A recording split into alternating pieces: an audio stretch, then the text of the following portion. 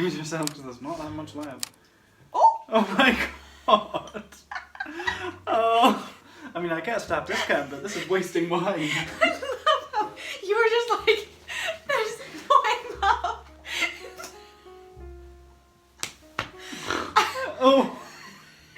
As you can tell, we've already had some. Yeah, we've had dinner, folks. Hello everyone and welcome back to the channel. Today I have the lovely Ben here with me. Hello, everyone. A fellow ABH survivor, as it were. God, that is the word. Not inhabitant or resident, survivor. Survivor. Like, it was a crusade in itself. It was very difficult for me because it has a reputation as like literally a Swedish women's prison, by the way, if you didn't know. It's based on a prison. But the thing is, I went there and it's like in halls. In first year you have to be in halls because that's how you socialise, that's how you meet people, you know? Like, sorry to this year's fresher. I know, because they're not going to be able to do that. You have to go to bonfires on East Sands. But no, I get that. Like, halls is very exciting because it's like we're literally like thrown into the mixer. Like, everyone is there available at your fingertips. But ABH being not in flats, like, this is why I'm a little bit regretful that I wasn't in DRA, because at least if we had a flat. No. Really? Because It's in ABH so we have like far literally a away. cell. That's true. But like in ABH it's like a single room. It's Yeah. like a literal cell. Like in first year, because I didn't socialize that much in high school, because I had so many interests that kind of kept me alive, I was like, oh, how do I talk to people? And so I was worrying like so much about not socializing that I didn't actually socialize. And then like being alone in the room in ABH like didn't help that at all. See, I think I was the opposite of that, especially first semester. All the people that I was around were very much social people. They went out multiple times a week, Yeah. even when semester was going on. So Yeah, like on like Tuesdays and like, yeah, so I was very much like put with a group of people where they were going out, so I was going to go out as well. I get that, like, and that's how, but that's kind of like the glamorous ideal of first year, is like it's so erratic, like I'm doing something. But I didn't really have that. I had like much more quiet first year because I was kind of adjusting to that, because I never really partied before that. I mean, you think I partied before that? Well, that's true. There were like house gatherings, Yeah. but I'd never partied.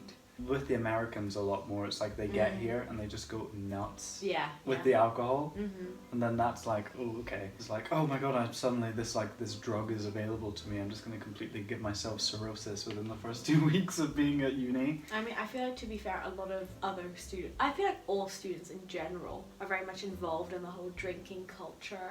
But then some like reject it completely. Yeah. It's like we were talking about earlier, like just a kind of like, it's an inferior thing that I shouldn't get involved with because it's not good for my CV. It won't look good on my record when I'm applying to a law firm, which is a shame because drinking culture, it can be fun, and you can go too mad and it can like damage you, but it's not gonna like hinder your career that much, I don't think. Yeah, and I think this is also the fear with medics, where I remember there was one time where I posted a photo for my birthday. We had like wine glasses and we had like our arms like surrounded like this. Oh yeah, the thingy, yeah. This, exactly.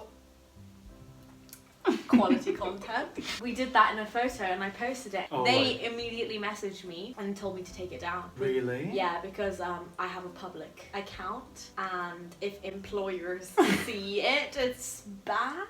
I know, and that's the thing, because at high school in Edinburgh we would get like, someone would come and do a talk about you have to be safe online, and they would literally be like, we would look through all of your social media accounts, so you kind of got like a sense of fear. And that, I feel like that may be like almost one of the strands of cancel culture. We are so afraid to say anything because it's documented. It's like the written word. It's much more important online. Like, I think cancel culture has become such a big part of us as a generation. Yeah. And just everything that's been going on online, especially the past 2 years on the internet, especially on Twitter and on YouTube and things like that. There's just a lot of people cancelling others. When you should be like discussing. All these new issues are coming up as kind of like people are becoming aware of transgender rights or all those different The issues. JKR. You know. I hate all transgender people, they're not legitimate. But like, it's the debate that's rotten, not the subject. People don't know how to discuss it. If you don't agree with me, then no one else should. That is fascism, like plot twist. That's like, that was the way Hitler got into power, you know. Like, this is a certain viewpoint that I have. And to some extent, like, Scottish nationalism is like that at the moment, in that like everyone has to get on this bandwagon. If you don't support independence, then you're not Scottish. Yeah. Which is like a massive tangent, but honestly I feel like it goes into politics at that level sometimes. Yeah, and I don't know about smaller businesses like farms and stuff. I don't know how they feel about it. So the approach of vote for us is different when it comes to different groups of people. Yeah, totally. Of course it is. Yeah, and it's like the straight white man even is like demonized. Obviously there's plenty for, you know, the straight white man to repent for, but then it's a shame when they're kind of like cancelled basically because of by virtue of their birth. Wait, that's not right. The whole argument is that gay people were cancelled by virtue of their birth. So why are we like flipping it round? How's anyone going to be helped by that, you know? If you like shut people down, then the stuff will just fester underground. But if you discuss it, then it comes out into the open. Sometimes it's not as easy as that, and that's why we have revolutions and stuff like that, you know? Wars! What is a good war? But honestly. Well, this is actually what I was thinking about the other day, because freedom of speech in relation with what's going on at the moment, the protests in the US. People are basically protesting and then being tear gassed. This even happened on like Bloody Sunday before the Russian Revolution, Yeah. where people peacefully protest outside the Tsar's palace in 1907, and they all got shot down by guards for peacefully protesting. It was 1905. Listen, there's been many different Bloody Sundays. I'm being persecuted for one. Jesus Christ. That was for... I did an exam on that as well.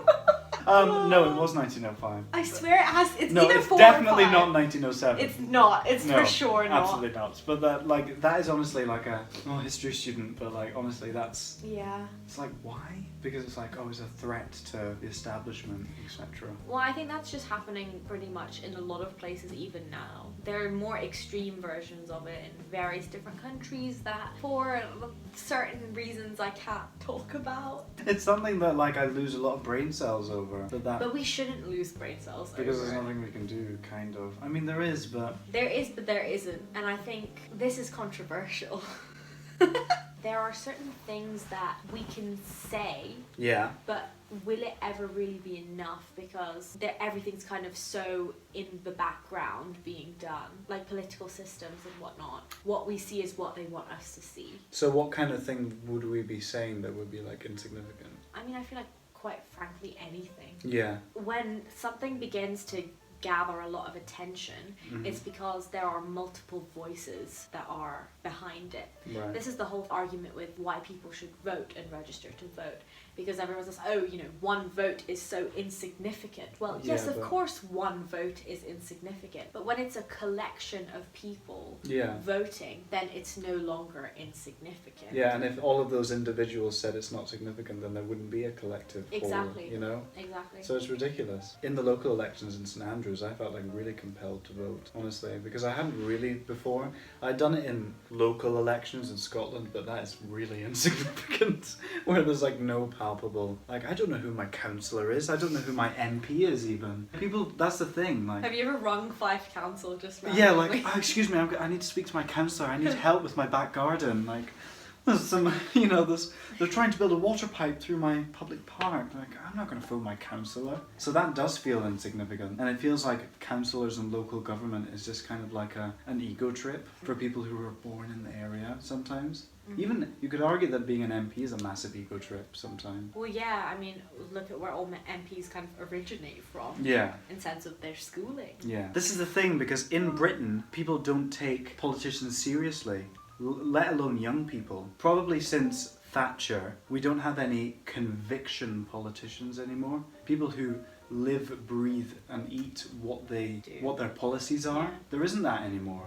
And politicians have always gone along with the civil service and been swayed by what's easiest for them and not taken stuff because there's too much bureaucracy blocking it. But now more than ever, it just feels like, what do you actually believe in? Politicians have always said you have to say this for the sake of the party. There's always been sound bites, there's always been scripts, depending on your party or the situation. I think as well, like, we live in this age of idiocy. Yeah. Which there are so many politicians that are out in the public eye that when they speak, you really feel like they are uneducated and that they don't and that they don't really know what they're saying. Yeah. Yes, that is the case, but then you're thinking like, what's going on in the background? Like, why are they presenting themselves in this way? Yeah. I don't like to criticize people. But we have Trump and we have Johnson, and it's just... Yeah, that's pretty shit. It's just like the inability to articulate... The ineptitude. Honestly. Sheerly. Ooh. You know? I'm so sorry, Boris, if you're watching. I'm not. Listen to me, mate. Honestly. Trust me, it is sheer ineptitude. We sometimes forget that he was foreign secretary at one point, you know? What did he do again? So you there know? was this incident, I don't know if you heard about, I'll probably cut this as well. They sent him to negotiate. Was him like being like, well, we're doing all we can, blah, blah, blah, you know? I'm sorry about that, if that gets in. But it was like... Sorry, Boris. It was awful, like, foreign office questions, and they would be like, what the fuck's happening with this woman? And he would be like, we're doing everything we can, blah, blah, blah. It was just bullshit. Yeah. By the way, quick interlude, everyone. We need to talk about the wine that we're drinking. We need to talk about the wine. Okay, by the way, if you didn't know, I work at St Andrews Wine Company, and anyone who is coming to St Andrews in the near future, do not buy your wine from Louvians, buy it from St Andrews Wine Company. It's in Bell Street, which is the street that connects Market Street and South Street, so or go there. Just go to Morrison's, like normal. Or go to Tesco and get Merlot. No, shut the fuck up. Offense. This is called Saint Laurent, and it's from Burgundy in France, and it's Chardonnay, but it's not your regular Chardonnay. It's been in oak for a few years, so are you getting like toffee and like a caramel vanilla type thing? I know it's like imperceptible because I've tasted quite a few, but I'm getting vanilla. yeah. So there's like, and that is oak. That's like a key sign and of I'm oak. getting weirdly kind of toasted grapefruit, if you've ever... Literally, like the toastiness is you- oak. We're expanding our palate, folks. This is what we're doing. This is good. I like this. I like that you can taste that. Yeah. Because I possibly can't, but the whole beauty of wine is that everyone tastes something different, and the more you taste... And like the smell is like nothing like what toasted grapefruit Yeah. would smell like. No, because like I've tasted like so many wines, I smell them, and they're like, wow, especially aged wines, and I put them in the palate, and it's like, that's a disappointment. And we actually haven't chilled this at all, and it's so nice. Yeah, exactly. Because people will be like, white wine, you have to put it in the fridge for like 500 hours, but this has had no fridge contact, and it's really pleasant. St Andrews Wine Company, remember the name, tell your friends. When you come up with your parents, get them to take you there and get you a case of wine. And maybe you'll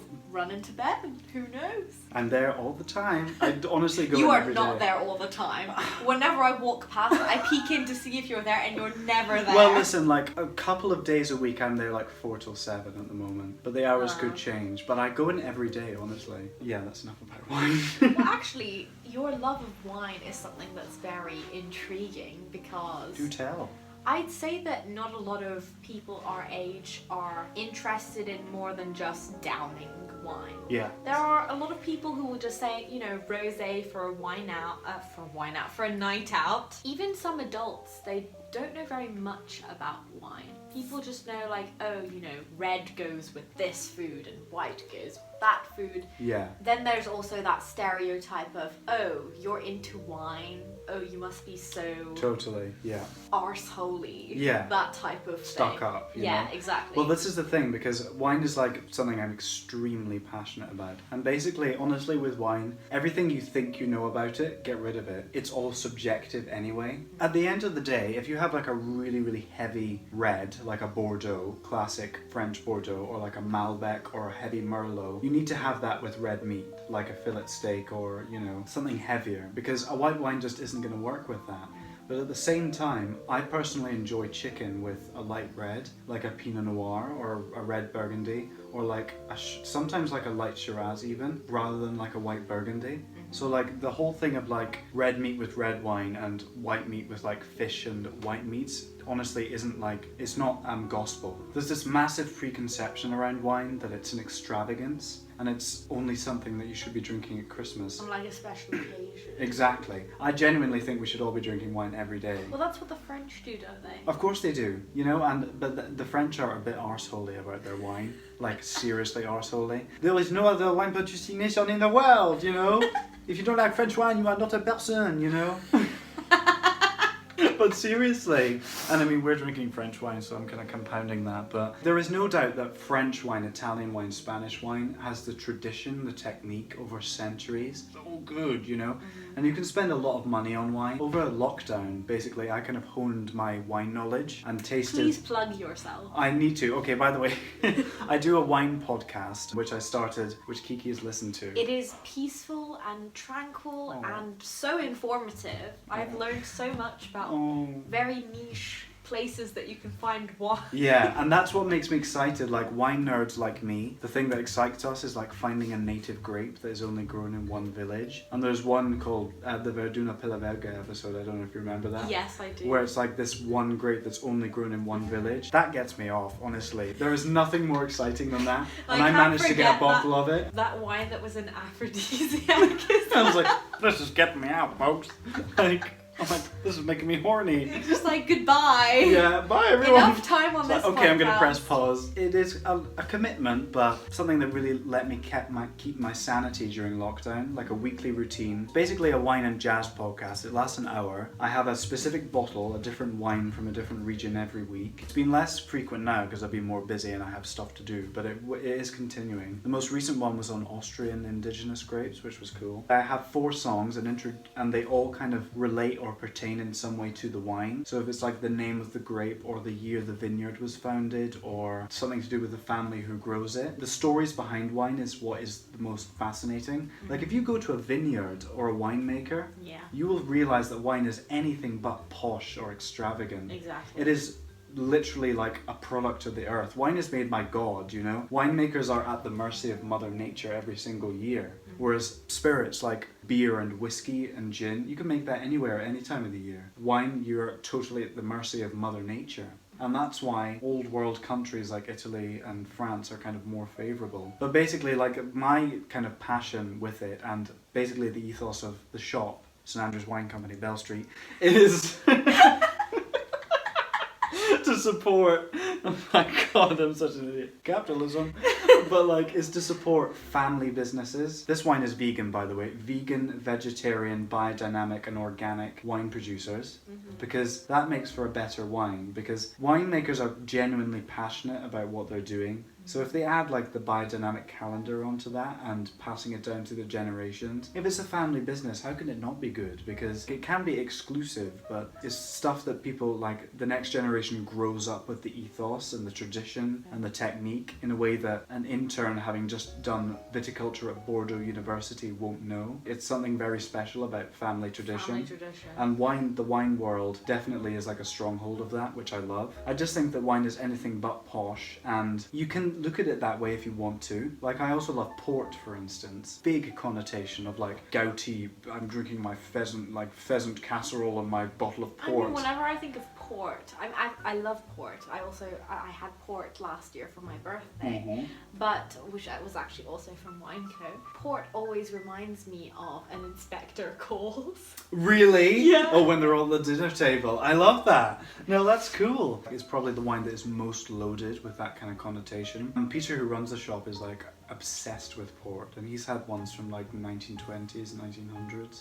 I know, and the oldest one I've had is 1983, and it was bomb. Port is only grown in one valley in Portugal. Can't be grown anywhere else. It's on the slopes of the Douro Valley. There's a little steam train that goes along the coast and a barge carrying the barrels to Porto, which is the city at the end. And it's just like, wine is just a combination of, you have the smell, which like gives you a headache of aroma. You have the palate, and wine evolves with air, so you get more as the evening goes on. And then you also have the kind of like haze, not like feeling drunk, but like just a kind of, when you've had like a good meal and good wine, you have this post-meal haze. Yeah. Where you're just like a zen moment. You're very relaxed. And it's just like, wine isn't just like something to get pissed on. It can be, and that's fine. Which, per my last video. Yeah. And after all, this is White Wine Talks. No, listen, I was literally drinking that wine as if it was water. I don't even understand. I know, meanwhile we're like, oh, you know. The drunkenness is a nice byproduct of the appreciation, and it's not evil, you know. It's fine to get drunk on wine, that's part of the fun. And wine drunk is a different drunk to gin or rum Tequila. Drunk. Exactly, a fucking Jaeger bomb, you know. I hate Jaeger bombs. I can't even. The people who would do it in the union, Yeah. just like, you're not going to be able to walk home. Absolutely mad. But that's basically why I love wine so much. It's a lifestyle. Indeed, it is. On that note, have a little more, my dear. Yes, thank you. I will say though, it's interesting that you mention dependence on Mother Nature. I mean, I'm honestly a bit scared about the environmental state of the world. Yeah. Do you think that if it just continues this way, we could lose a lot of wine? Well, the ironic thing is that we're gaining more wine. England is now able to produce wine because there's a hotter climate. England is now producing sparkling wines that are the same quality as champagne. Honestly.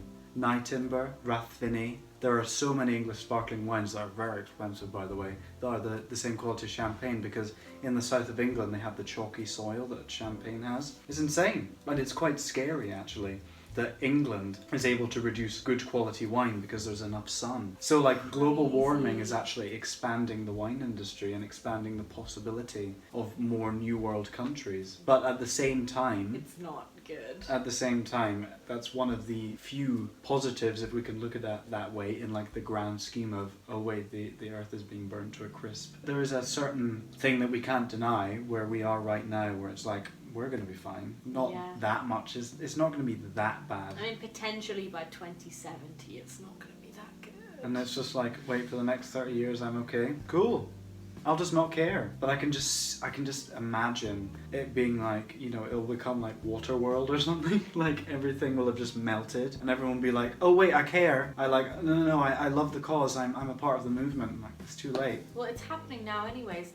Didn't you hear about that crack in the Arctic? No. There's been like a massive crack that has gone on for 11 miles over 7 days or something like wow. that. And it's not stopping either. It's like there's a crack happening that's gonna like split the Arctic up basically. I know, it's like it's happening in front of our eyes. And we're just kind of like, oh, that's a difficult situation. And there was a list of like 10 countries that they say will be underwater by 2070. 2070? Yeah, which include Dhaka, Mumbai, Miami.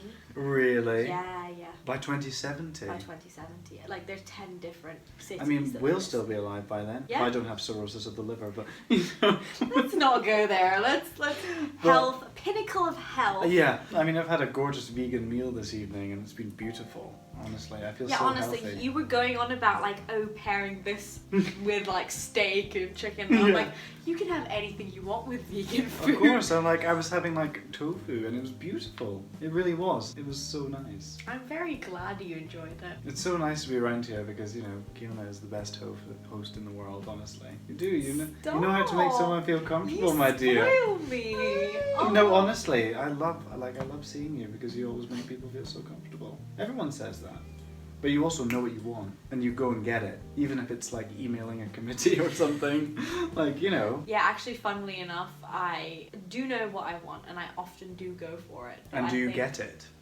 Most of the time, I would say so. Whether that's in like kind of like your social life or a kind of like academic or career goal. Or... Well, see, I feel like with my social life, I've never failed in that sense. Okay. When I was in school, I had a very toxic friend when I was in early secondary school, and I stopped being friends with her, and I immediately inserted myself into another group of friends. One of the girls whom I'm still best friends with to this day. We're both very similar in this way. I think we kind of open ourselves up to expanding networks. Yeah. And just getting to know really randomly different people. If all of my friends were in a room together, it would be the mayhem. Because of how different everyone is from one another. Yeah, I would agree with that, yeah. It's funny, I speak to more people from home, like from school, right, than I do at uni. Really? Isn't that weird? The idea of me speaking to anyone from school is like heinous. Like, I cannot express enough how much I do not care whether these people exist or not. And I've said this to my brother and people many times, like, your existence is not worth one brain cell, because school was just such a, I sailed through school and like I kind of drifted through it, as in like I didn't have any drama or any... Oh, I had so much drama. Yeah, and that's why you still speak to people, because you were like emotionally involved. Yeah. I wasn't emotionally involved with anyone in school because I couldn't be arsed. The idea of someone texting me outside of school like, how are you, was like, ugh. I don't want to speak to you. No. You are a functional appendage to my existence And in then- that I sit with you at mealtimes, but you're not a friend. Ooh. Like, the idea of having close friends was awful to me in high school because I had so much going on for me at home in terms of support and interest. And I kind of shot myself in the foot a little bit doing that because when I came here for first year, I was like, I literally have no idea how to navigate friendships. It was difficult. Do you feel like you changed a lot in first year? First year was like a massive shock of the realization of the fact that I was kind of deficient in terms of social skills and knowing what to do and trying to fit myself. Like, for the first time I was insecure. That's not even a joke. For the first time I had the thought, do I have to do what that person is doing because everyone else is doing that? Because I kind of saw people that I could relate to and that I aspired to being like. In school there was no one. I thought I was God, you know. There was no one. God complex. But then I come here and it's like, when you wear suits every day, Yeah. this is what happens to you. this is what happens, for fuck's sake. But then there was no one I related to. But here it was like, wow, I find that person attractive, you know? And so I was like becoming aware of my sexuality, like practically. I knew I was gay, but it wasn't being put into practice. Like, I had a couple of offers and it was just like, oh no, I have to read that book on Saturday, you know, honestly. But it wasn't like a hermit type thing because when I socialized with people, I was very sociable and very interactive. But the idea of maintaining a friendship where I had to like buy them a present for their birthday, like do things for them. I just like being in a social situation where we just have a laugh and then I would go home rather than it being as like a in commitment. The lack of commitment, yeah. Have you met more people who are like that? Yes, in terms of romantic relationships. In St Which is Andrews, where and this I is was something we heading relate to. toward. This is the meat of this episode. Honestly, this is something we know a lot about, and that is probably the single most frustrating thing about St Andrews, because when you're 19, 20, there was a huge pressure to be exploring that kind of thing. The amount of pressure that is on us to be in a happy relationship That kind of status, you is know? unbelievable, because 50% of St Andrews couples go on to get married or something ridiculous like that. And then divorced, you know? And then 50% of those people get divorced, so 25% I know. in total. But it seems like people are in like, oh my god, they've met their love, and you know, they're gonna marry them, and the rest of us are just kind of frustrated and, you know. When you're in your teens, it's always like, oh, you know, being in your 20s, it's such an adult thing. And Yeah. I'm gonna meet. I'm still reckless and young, but I'm yeah. my own woman now. And you know? I'm gonna be so like involved in the world, Yeah. and I'm gonna have all these like romantic experiences. So many exes to, you know, And then so much baggage. I'll like finally meet someone and be dating them for like 5 years, and then we'll get married and live our lives. Yeah. And everything's kind of pre-planned in Yeah. your head, and then First year there was a huge pressure, which is compounded and epitomised by Freshers Week, which isn't going to happen this year, but you have to shag around the whole year. Yeah. Be an absolute, you know, I got hoes in different area codes, you know. see, my thing was I got into a relationship in first semester of first year. No go. And Don't do it. yeah, don't honestly. do it. Absolutely don't do it. Christ. And then when we broke up, I had my hoe time after that, which I just told you about. Yeah, there's some juicy ones there.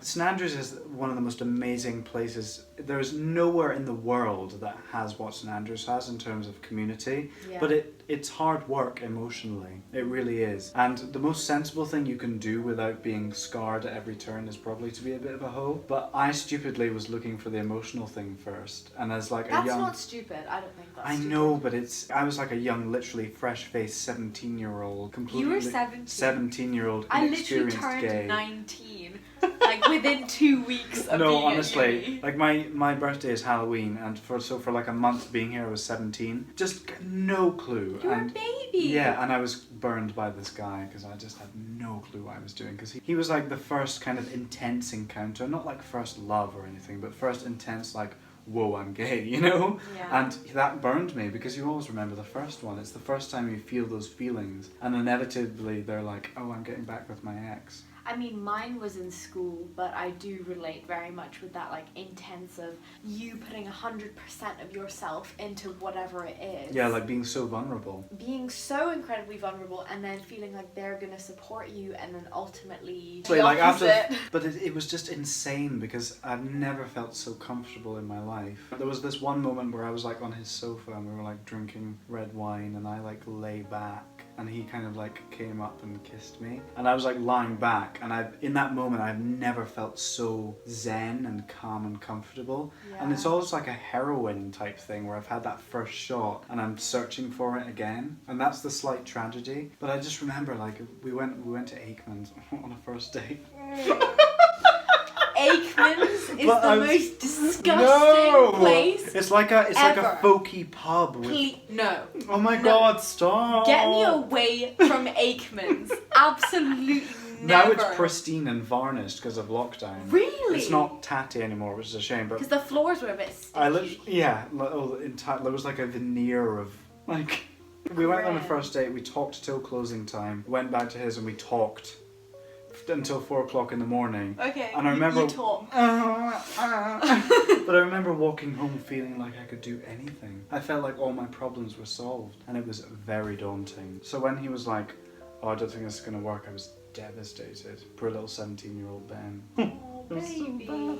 Everyone has that kind of first experience, and we're all kind of just constantly searching for it again. I've come to realize that yes, you want that kind of sexual attraction, and you want to be The into- butterflies. Yeah, and you want the excitement. You want the excitement. You There's want the nothing more butterflies. exciting than going on a first date. You know? want to be crazily, madly in love with the Yeah. person that you're with, and you want them to feel the same about you. Because that's the ideal, you know? But then I was thinking about it more because I had a discussion with a couple of people actually, but most importantly my mum. Apparently when she married my dad, she wasn't madly in love with him. And you're like, what? And I was like, what? Because they were friends for a year before dating, and then they dated for a year, and then they got married. Right. And so I was like, how were you not madly in love with him? And she said that like madly in love thing, it grows on you with time. But that's just like, it's so subjective though, isn't it? Exactly, because And it's people like are that all- spark that everyone's like, oh, you know, you hear all these in like all those midlife crisis movies and books and whatnot. They lose the spark, and they're kind of looking for that spark again, Yeah. like some younger person, and to reignite that flame of Yeah. erotica. Yeah. But then, I'm not done yet, you know? but then, I still got it. why is that spark being lost? But a spark isn't meant to grow. Sparks go out, don't they? Sparks ignite Yes. and then they go out. So then what are we searching for? We're searching for, Never-ending fire? yes, someone who is loyal to And us. constant. Kind of undeniable, unequivocal, irrefutable love. The kind which we're lucky enough to get from our parents. That kind of like, I don't need to question, just a kind of bedrock type thing. But where you're just excited, where people are like, I still have a crush on them all the time. Because sparks are kind of ignited and then they go out, you know, that's the nature of it, and that's why they're called that. But then it's just like a flame that, you know, let's just be corny here because we're English students, like you're putting more wood on the fire. Wood on the fire, if you'll pardon my expression. Oh my god, unintentional. But no, it's like a fire that you're keeping burning, you're working to maintain it, you're putting fuel on it, you know? Yeah. Like, that is so corny, but I don't give a fuck, you know? Yeah. Honestly, but that's what relationships are. People all the time are like, once you stop thinking about relationships, then it will come to you. Yeah, It will just, exactly. all the, It's just like my when thought you're is always least like, expecting- you know, like, I don't want to wait till then, you know? Like, when you Exactly. least expect it, it'll happen to you. And See, I'm like, but that's effort, you know? Literally, people saying that it happens when you least expect it. Mm-hmm. I think that in itself is a way of making people feel better about their circumstances. But then in turn, I agree with it in the sense of it's not that you're not thinking about it, it's that your mindset is very positive. Because you're focusing more on yourself focusing rather on than yourself. defining yourself in terms of someone else. You're happy with yourself, Yeah, your mental health, where you're at in and life. that's attractive. And that is what attracts someone to you, Self-confidence. the right person Yeah, to you. honestly. Because you could be like in the shittiest place and attract a horrible person. Right. You'd still be attracting them. It just wouldn't be the right relationship. Honestly, but like hand on heart, self-confidence is the most attractive thing you can possess. We need to just go up to kids and ask them to be our academic children. I know. I don't know who's a fresher though. It's so like disconcerting. I know, I just have no idea. Everyone has masks on and then you're just like... I know, because I'm married and like I got an offer from Kiki here to be her husband, but I rejected her. Are you married? You are married. No, I'm not. Are you not? No. Still not? I was You saving better work that myself for your single mom. divorce. Oh my god. I was saving myself for your divorce. I might still get divorced. Well, then get divorced. We would have amazing children together. My child already knows about you, okay? To be honest, maybe we should just do it because... She wants Daddy Ben. Can you rephrase that? Cut! Oh my god. Well, actually, do you know what? Like, live on air, maybe we should just do it because I don't mind being a bigamist. Yes, please. Okay, let's just do it then. Okay. Okay, I'm your husband. We're married. Cheers. Honestly, I've been trying to woo Ben for the last, I want to say 4 months. Oh my god. Like the last time we met up, it's like, marry me, please. No, I did not ask you last time like that. You were hinting. I was hinting. The actual time was over We were like sitting by the beach and like, like looking out into the, opening up to each other and you're like, I need a husband. I need a husband. Yeah. It was over Messenger. It was like, be mine, marry. Yeah, literally. I'm married, You're like, crap, I have But I don't a even wife. care. I love how they all know about the academic family system by now. I hope so. Like, if you watch the channel. But like... Calling you out. But like, you better know. But honestly, I just love the glamour of being restrained by an imaginary system. Right? We're like, oh my god, I can't sleep with my son. It's all fake. But like, we're just like, I can't do it. This is why I'm like, saying... we're creating systems for ourselves. I keep getting told off because I keep saying that I want to have a really hot son. And I'm just like... Like, I'll go home and I'll be like, oh my god, my mum is so cool. My mum's like, what? Who is this? I'm your mother. Like, it's so confusing sometimes. What's more funny is I was on a video call with my academic daughter and then her mum came in and we could like talk to each other. We're her mums. Like, that's her real mum. So cute. Have you been like in contact with her then? We're like friends, like good friends. Oh. Is she here? She's coming mid-October. Where's she living? Where's She's she lovely. living when You're she's gonna love here? her. You genuinely gonna Yeah, love her. my daughter.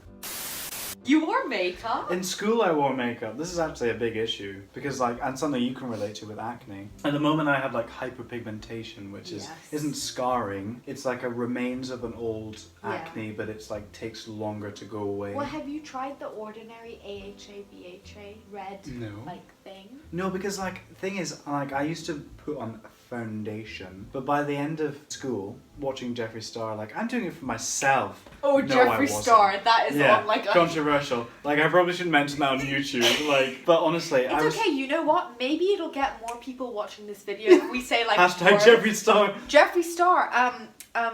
TikTok. Yeah. What? D'Amelio sisters. Yeah. Please Jeffree watch. Star TikTok drama, spill the tea, sis hunty. All the girls are gonna be like, and the two gays. I'm expecting I need a boyfriend out of this video, honestly. Yeah. Please just. She's like, just no. Take him off my hands. I mean, we are married, but you have But full. I'm available. Got that. I had as Katya, you know Katya, the drag queen. This is a direct quote from her. I had a moderate amount of acne that I found unacceptable. So what I would do was put foundation on. And by the end of me doing it in school, I was really good at it. It was quite unclockable. And then one day, I just went in without any of it on and was like, no one cares. No one literally gives a toss. It's so interesting that you say that because I think I had a very similar experience in that my year 13 was my really bad acne year. And I went to school every single day, foundation and powder on, and I would reapply my powder at break times. In the bathrooms, in the bathrooms. Yes, I also have makeup on now, but which she doesn't need. You guys have all seen me without makeup, so yeah, I love that. You work that on YouTube, which is great. I stopped caring when I got to uni. My skin was better, but then it fluctuated and got worse again, and now we're like on medication, which is fun. Are you on Accutane? Yeah, I am on Accutane. So, and it's like, it like gets worse before it gets better. Exactly. So it like pushes everything out. Yeah, and it's on YouTube, so everyone can see my like my months of progress. No, but that's admirable, and it's a hard thing to do. For me, after a while, it was like I just accepted that it was a part of me. It never hindered me in terms of going on dates or anything. Certainly not with you. Well, why does it matter? With me, I felt so self-conscious about it myself. Yeah. That's why I put makeup on every day at school. When I got to uni, I was just like, after maybe the first couple weeks of uni, I was like, no one cares. Literally gives a shit. And then I stopped caring because I didn't know anyone. I'd walk around being a fresher, not knowing anyone, and being like, no one knows me, so I can just walk around without makeup on and it won't even matter. Now I predominantly shop from charity shops. I also, like, you can tell that I predominantly shop from charity shops. Like, even though I wear like suit jackets, I feel like my style is like put together tramp. Your style is tweed chic. Do you think so? I think Thank you so. very much. Like you said last time we met up, you were like, it's very intellectual gay of me. Yeah, I quite like my style though. I've honed it over the years. I love your style. An hour and 12. Oh my god. Thank you so much, my dear, for coming today. Thank you so much for having me. I've been so excited to do this for so long. Yeah, I know, me too. And thank you all for watching. If you liked this video, please like and subscribe if you haven't so already. You know it by now. I will see you at some point next week. Bye. Like, I need him in my life. Hot gay freshers, if you're watching, Ben is available. They're like, oh, who is that old man wearing this £2.50 Bethany shop cardigan? Oh, this lighting. Do you want to see a bit of Braith, boys? We do it for the girls and the gays. Can they tell my sexuality yet? Yeah, but mine doesn't have that. Mine is like more delicate and feminine. jazzy. Hello everyone! These wine glasses are awful, by the way. So shit. Like, this is from something you would get in a pub in the 1970s. This is something you would get in IKEA in the 2010s. So like now. It's just not great, folks. I came over here for dinner and this is what they give me. I'm just doing this so she'll edit it in, but I'm not sure if she will. But it's worth a try, because I want my moment of fame. I have returned. What? I just did a little, never mind. What did you do? Just a little, Oh, not again. Not again. You can watch it when you're editing. Did you see that Festru's post about someone who wrote an article about like crystals and how... Oh no. Did you read it? No, what was that? Apparently someone at the university wrote an entire article about like crystals and how they're like helpful for this illness. I use an amethyst for my cold. We're gonna offend literally everyone, so give this video a like. Like and subscribe. Or a dislike, you know, you don't have to like what this is a democracy after all. My wife now, like, we went to school together. Look at this gay man being like, my wife. Oh. Look at me in the camera like, shooketh. It's iconic. I remember all throughout first year, because we had comp lit together. And you, Kiana in first year was like, oh my god, I have a view on this book and I'm gonna talk about it. Like, we would all decide, be like, who is this bitch? And you'd be like, Madame Beaufry was absolutely tortured and I'm gonna tell you why. There are 3 reasons, like, entire essays. No way, Katie Jones loved me. Oh, I loved her. I loved her too. Cello playing lesbian. Loved her. Amazing. I've never been to an office hour in my life. I did. Go to office hours, but I've never been. We're so Such an bad. idiot. We are so bad. But at the same time, We're so good. Yeah.